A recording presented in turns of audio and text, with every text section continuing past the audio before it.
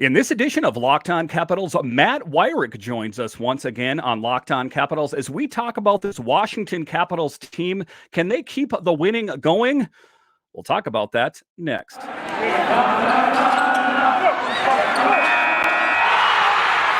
Your Locked On Capitals, your daily podcast on the Washington Capitals. Part of the Locked On Podcast Network, your team every day.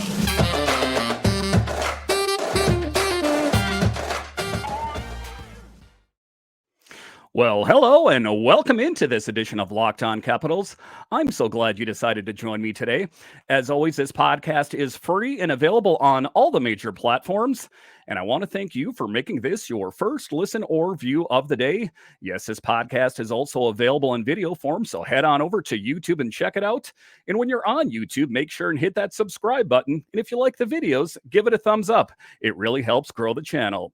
My name is Dan Holme. You can find me on Twitter. It's at DanCaps218. You can find the show on Twitter. It's at Locked On Caps. So once again, in this edition of Locked On Capitals, we are happy to say that we have Matt Weyrich of NBC Sports Washington. Matt, welcome to the show. Thanks for having me on, Dan. Well, this Capitals team is kind of inconsistent. It seems like they'll win a big game like they did last night against a formidable opponent, but then they'll end up losing one. So kind of if we're going on any pattern here, it seems like the Caps might drop the next one. Is there any good news that we can take from this game? I think if I was going to say one thing, I would say that last night's game was one of the first games I can remember in a long time that this Capitals team was working together as one cohesive unit. What are your thoughts about the Capitals game last night and going forward here? Yeah, I agree. Last night's game, it seemed like they played a full 60 minutes, which is something they have been pushing for and really haven't been doing a whole lot of to this point of the season. I think if there's one real positive takeaway you bring from that game, it's that they jumped out to an early lead and never looked back. That's something that the Capitals have really honed in on, not chasing games, but rather being the team that sets the tempo, gets out in front, and is rather playing on the defensive, protecting a lead as opposed to trying to chase one. So that's exactly what they did against Vancouver, which obviously isn't a juggernaut by any means, but was coming into this contest on a nice 3-game winning streak, had been scoring a lot of goals and was just held to one. So from top to bottom, really a complete performance from the Capitals and exactly the kind of game they were looking to have after they lost their previous one. Yeah, I mean, and that was just a refreshing thing about that game is, oftentimes when you watch the game, it seems like there's one standout star, like Alex Ovechkin maybe got a hat trick, but then the rest of the game, was a dumpster fire. So it was really great to see, like I said, the whole team working together as one unit. If you take a look at it, though, like I talked about, it's the inconsistency. You take a look, they beat the Calgary Flames, looking back here a little bit, but then they lost to the Devils, and they pick up this big one.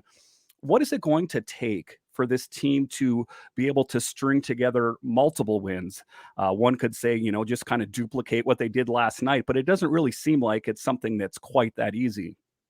Yeah, I think that we've seen a lot of times this season the Capitals try to just rip off a lot of shots, pure volume, get as many shots off as possible, but they're not necessarily high quality shots. And then when they were really getting into the high danger chances, they weren't finishing plays. And that was what was resulting in the 1-goal outings, the 2-goal outings, the 3-goal outings. For them to have the 4 and 5 goal outings that they need to really be a playoff contender, I think they really have to play like they did last night in terms of, setting the tempo, really making tough entries through the neutral zone, carrying the puck over themselves, trying to get more of that vertical offense that we see guys like Evgeny Kuznetsov and Sonny Milano succeed in so much, create those plays rather than just the duck and chase where they really are kind of playing from behind and trying to create opportunities where they might not be.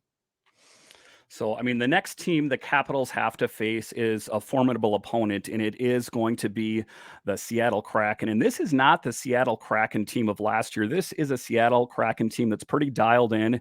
The Kraken have won 6 in a row and sit second in the Pacific. So, I mean, taking a look at this Kraken team, it seems like it is going to be a bit of a tall task. Another late game for the Capitals. What are your thoughts and outlook for this game coming up? Do you think that they learned something in this last game that they can take into the next game? It's going to be a tough task, suffices to say. Yeah, one thing's for sure, they're going to have to bring the offense with the Kraken coming off of that crazy 9-8 overtime win over the Los Angeles Kings. At the same time, the Caps are beating the Canucks, the highest scoring game of the year. Yeah, you say that they gave up 8 goals, but their goaltending has actually been a lot better this season than it was last year. And that's been something that was really holding them back a year ago, was just how bad that goaltending was. But, they have guys like Burakovsky, they can score. The Capitals are going to have to bring their A game. There's no doubt about it. And they've struggled against some of the teams that are currently sitting in first place, teams like the Devils, teams like the Golden Knights, the Kraken sitting there right behind Vegas in that Pacific Division. This is going to be a tough task for the Caps, no doubt. And they have Calgary, coming up right after that. So it's not really going to let up, but they need to start stringing some wins together. And with them having been so good on the road the last few years, you have to think that they're going to be dialed up for this one. And that's one of the things too. I want this Capitals team to be put through the paces. Oftentimes people say, well, we have these really easy games coming up against the Coyotes or that. That's nonsense. If you want to compete for a Stanley Cup, you want to take on and beat some of the best teams in the NHL. And the Capitals have kind of struggled with that a bit this year. So I'm kind of excited to see what this team has in the tank. If they could take down the Kraken, I think that would be a big victory, a big boost to morale to prove to a lot of different people, most notably themselves, that they are worth it. But just taking a look out at the Metro here, it is not the way, anyone really thought it was going to be. The Rangers in 5th place with 24 points. They were one of the favorites to be the top of the Metro division along with the Hurricanes. As it stands right now, it is the New Jersey Devils. The New Jersey Devils have 38 points. The gap is starting to get wider. So the Caps with 23 points, they are trying to make headway in this Metro division. Talk to me a little bit about the Metro. It is not how anyone really thought it was going to be.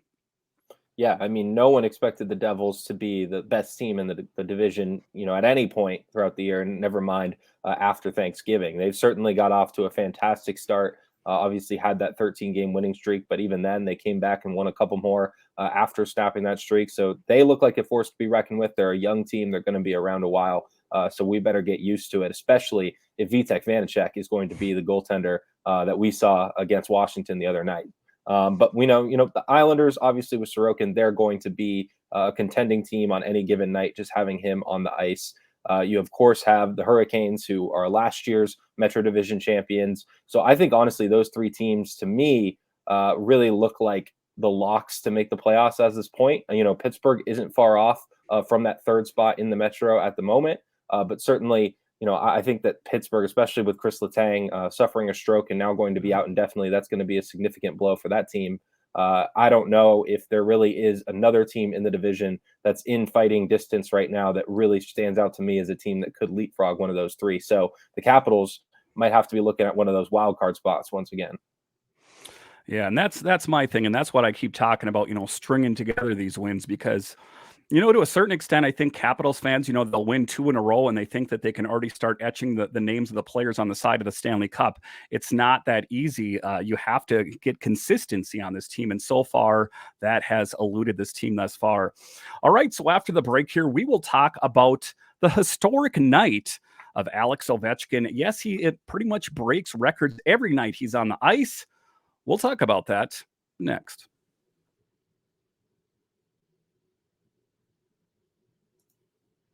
Today's episode of Locked On Capitals is brought to you by BetOnline. BetOnline.net is your #1 source for sports betting info, stats, and news and analysis. Get all of the latest odds and trends for every professional and amateur league out there. From football to basketball to soccer and esports, we've got it all at BetOnline.net. And if you love sports podcasts, you can find those at BetOnline as well. We're always the fastest and easiest way to get your betting fix. Head to the website today or use your mobile device to learn more. And guys, even if you're not into betting, you can bet on upcoming Capitals games, so it makes it that much more exciting. So go to BetOnline, where the game starts. Thank you for making Locked On Capitals your first listen today. For your second listen today, check out the Locked On Sports Today podcast. From the games that matter the most to the biggest stories in sports, go beyond the scoreboard and behind the scenes with local experts and insights only Locked On can provide. Locked On Sports Today, available on the Odyssey app, YouTube, and wherever you get your podcasts. All right, welcome back into this edition of Locked On Capitals, where it's your team every day. In this edition, we are joined once again by Matt Weyrich of NBC Sports Washington. It was a great game for the Capitals in general, just a really decisive victory. It wasn't one of the games that they kind of backed into victory. They took it head on, but it was a really great game for Alex Ovechkin as he gets 403 career road goals. He passed Wayne Gretzky for the most road goals in NHL history. Historic night. It seems historic every time Ovi's on the ice. Talk to me a little bit about Ovi and the great night that he had. Yeah, scoring both of the first two goals for the Capitals. I believe he moved into sole possession of first place for the most game opening goals as well. He added a new goalie to his ledger, number 165, which is third on the all-time list of most goalies scored against. It was moving into third place on the game-winning goals list. I mean, no matter it seems like every goal that Ovechkin scores, it's counting towards some ledger.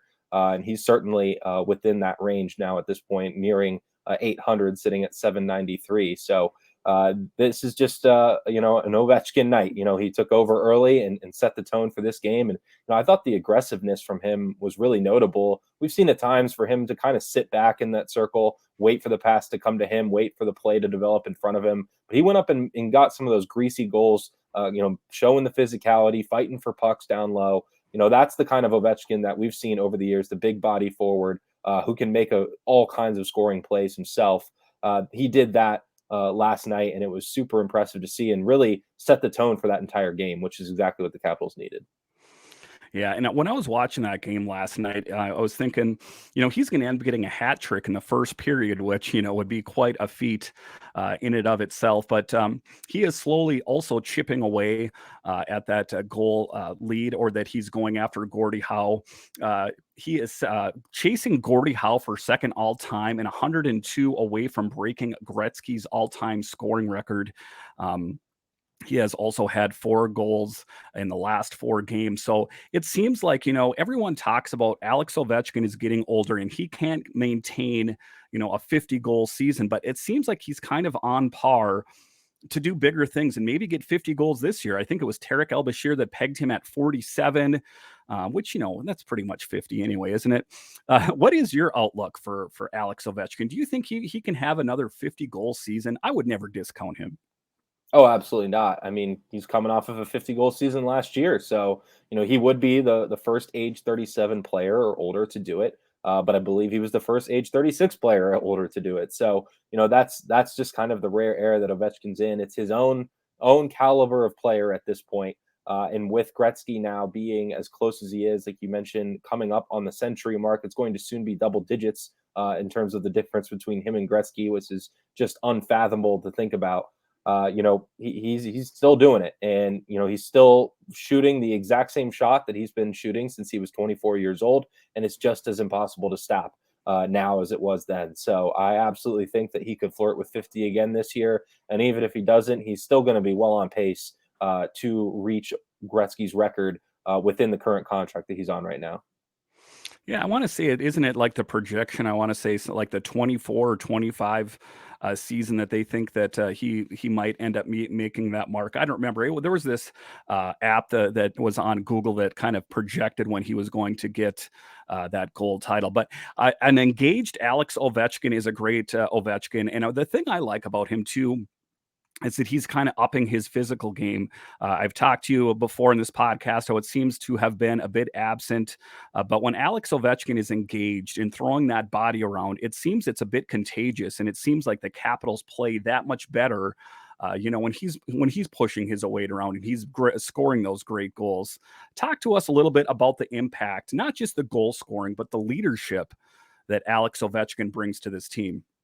Absolutely. I mean, whether or not he's getting up on the table and shouting at his team or just going out there and playing, they follow his lead. It's about the tone that Alex Ovechkin sets. At the end of the day, this is his team. And, if he thinks that they need to go out there and be more physical, he's got to be the one to go out there and lead that charge. Now, he has guys like John Carlson and TJ Oshie who are also leaders on this team and can set the tone in their own way. And I think the addition of TJ Oshie off of IR these last few games has made a huge difference, especially for the energy level of this team. I think Oshie is a big spark plug in that regard. And he's certainly brought the physicality in his own way over these last few games as well. But at the end of the day, like I said, this is Alex Ovechkin's team. Now, you don't want him to get too physical to the point where he's putting himself in harm's way and risking injury, because they lose Alex Ovechkin and you might as well write this season off. But at the end of the day, like I said, this is Alex Ovechkin's team. He sets the tone, and these last few games he's been doing it well, and the Capitals been winning. Yeah, and I agree with you on that. I mean, that was his game kind of when he first came into the league, where he would drop the gloves all the time.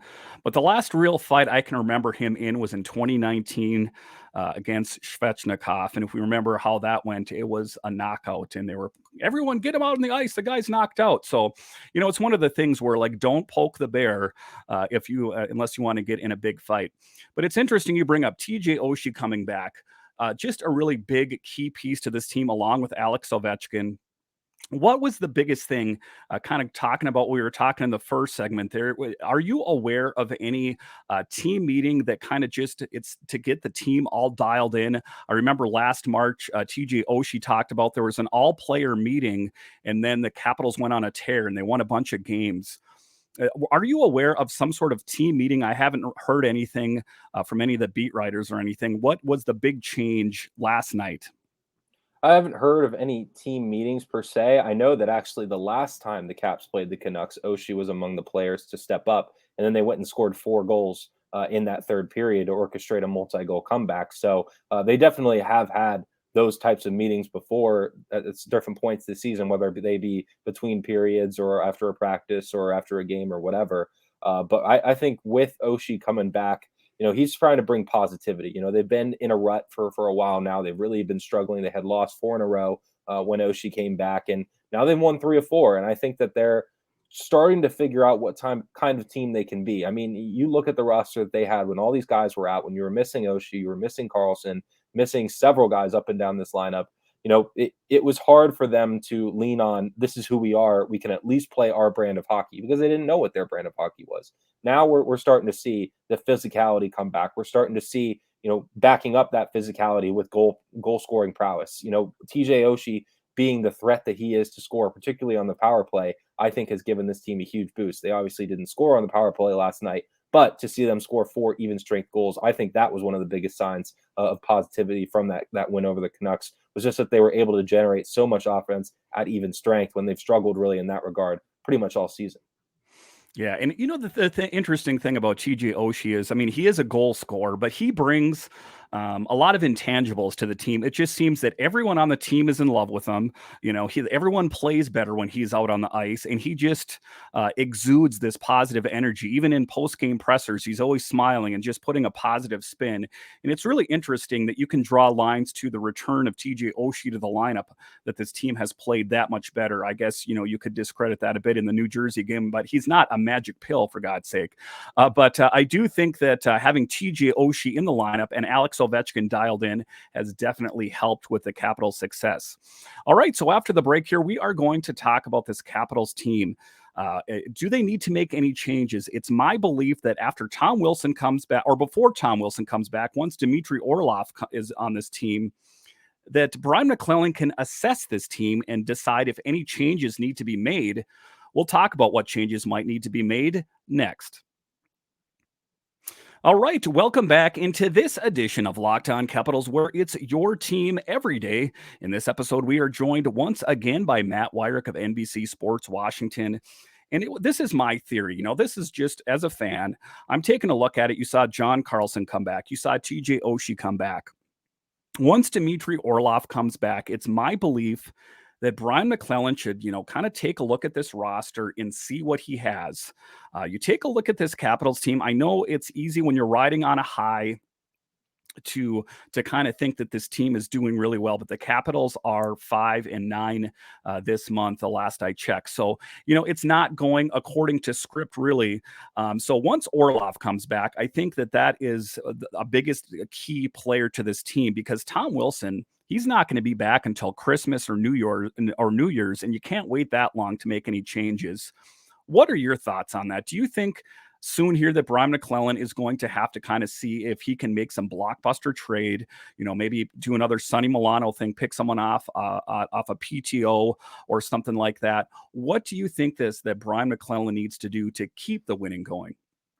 Yeah, if they are able to start piling up some wins here, they get Orlov back. You're pretty much sitting with the roster that they're going to have, as you mentioned, through the new year. You're going to get Tom Wilson back at some point. They'll probably get Beck Malenstein back, who was really an injury replacement more than anything and could end up being sent back down to Hershey rather than being put into the lineup. But he did impress in a small sample size. And then, of course, there's Nicholas Backstrom, who we have seen skating, before and during some morning skates so far these last couple of weeks, but he still doesn't have a set timeline, and Peter Laviolette wouldn't even commit to him necessarily returning this year. So it is still very much up in the air as to his status. I think what they see as possible for Backstrom plays a big role in this because of how big of a salary cap hit he is going to take once he does return. They're going to have the space. I think with the current constraints that they have right now, they will, especially with guys like Connor Brown out for the year. That saved up some money there, where Carl Hagelin as well, where you could bring back Backstrom and it won't create any ugly situations where you might have to cut somebody. But if you were to make a big trade, I don't think they could afford to take on a ton of salary right now. So I would imagine that if they do go after somebody, it'll be a player likely on an expiring contract, not somebody who you're necessarily tying yourself down to, unless you decide to shake things up. You've got guys like Lars Eller and Anthony Mantha, who did team up for a goal in the Canucks game, but haven't necessarily been having their best seasons. You have Mantha under contract for 2 more years. Maybe you're able to flip him in a deal to free up some space for a bigger move. But certainly that's something that Brian McClellan will have to weigh as we approach that March 3rd deadline. Yeah, I mean, I guess if there was one place that I would start, I would take a look at the Capitals' blue line. And people say, well, what are you talking about? What about the blue line? John Carlson's the only guy under contract except Martin Feravari, who's a restricted free agent. And I was talking about this with Mike Vogel, and he said, you take a look at this Capitals team. Are you going to give Dmitry Orlov, a 5+ year deal when we know a rebuild is coming at some point? So it's kind of a little bit, I'm going to draw a comparison to the Nationals because you used to cover the Nationals. Is a Max Scherzer, a Trey Turner thing. You would have loved to keep those players on this team, but you knew you weren't going to be able to sign them. It was the same thing with Juan Soto. Scott Boras, his agent, go ahead and make me an offer. You'll never get there, but go ahead and make me an offer. That's the same thing. Taking a look at this Capitals team is that they need to find a way to take a look at some of the players that they're going to be able to sign and they're not going to be able to sign. You take a look at Dmitry Orlov. He is due for a raise. If you take a look at a good two-way defenseman. So the blue line, in my opinion, would be a good idea. I hear a lot of grief from Capitals fans. You can't let go of these guys we've loved for so many years. Listen, change is coming. You're just going to have to embrace it. Do you think the blue line would be a good place for the Capitals to start making changes because it's going to happen at the end of the season anyway? Yeah, I think it definitely makes sense. I mean, we've talked before about how there has been some suspect play in front of Darcy Kemper this year defensively. How also this is a team that Peter Laviolette's system relies on defensemen being part of the rush, taking on a scoring load. And we haven't really seen them contribute in that way for the most part this season. I mean, we've seen John Carlson and Dmitry Orlov both miss significant amount of time, but other than those two, even when they've been on the ice, it really hasn't been a whole lot of scoring from the blue line department. So I think they absolutely could use another player in that regard. Like you said, all of these players are on expiring deals, so maybe you flip somebody and then open up a spot and then bring somebody else in. Alex Alexiev has only appeared in 1 game this year. He didn't necessarily look ready to be playing a full, starters minutes on the ice in an NHL game right now. So there really isn't anyone in the organization I would say is ready to step up and take that spot. So if you are going to bring in some help, it would have to come in from outside the organization. And I definitely wouldn't put it past McClellan to make a move like that. And the interesting thing too is you could also look internally. You could see what you have in Hershey, but that's one of those tricky things because we already have some Hershey guys on the roster. I'm calling them Hershey guys, Joe Snively and Alexiev, that kind of thing. So it is an interesting position. If you bring someone up from Hershey, it's my belief that you should have a spot to put them because if you see Connor McMichael, he's doing an okay job at the center position on the second line primarily. Some people have said maybe Connor McMichael deserves a call-up, even though he was just sent down. If you start taking a look at the lineup, one of the players that's kind of glaring to me and I guess I don't have his stats right in front of me right now, is Alexi Protas. He's a guy that really lit it up in the preseason, but has been kind of silent on the score sheet as of late. To me, he seems like one of the weaker links on this team. I don't know if they have anyone else down in Hershey that would do a better job, but do you think that Alexi Protas's days on this big Capitals team is numbered, just considering, he hasn't had a real great outburst of production? He definitely hasn't been scoring in the way that you might hope for. Now, he isn't getting a ton of minutes, compared to a lot of the other forwards on the team. And now he's skating on that fourth line with Nick Dowd and Garnett Hathaway, which is a line that, while it has come through with some scoring at times, isn't necessarily relied on in that department as much as it is maybe playing defensively, going up against these other top lines of other teams. So I think he has impressed the coaching staff and his battling along the boards, his defensive play, fighting for pucks, using his size. I think that he could improve for sure in using his size to his advantage. He almost plays a little like a gentle giant, which is kind of surprising for a player of his stature. But I think that's something that comes with getting used to being in the NHL and getting more time, just being up there and getting that pace down. So I don't know if they're necessarily going to send him down anytime soon. They have Nicholas Aube-Kubel on the roster as somebody who has played that fourth line role since coming over from Toronto. If they wanted to, they could send Protas down to Hershey without subjecting him to waivers. There would be no risk there. So if they decide that, maybe he needs some more seasoning down in the AHL, I could totally see that happening. But I do think they give him a little bit more run here just to see what he can do once he really gets settled in with that group. Yeah, because I guess it depends on how the rest of the season goes. But say for some reason it doesn't go as well, there are some players I'd like this Capitals team, the big team, to get a closer look at, like Iorio, for example.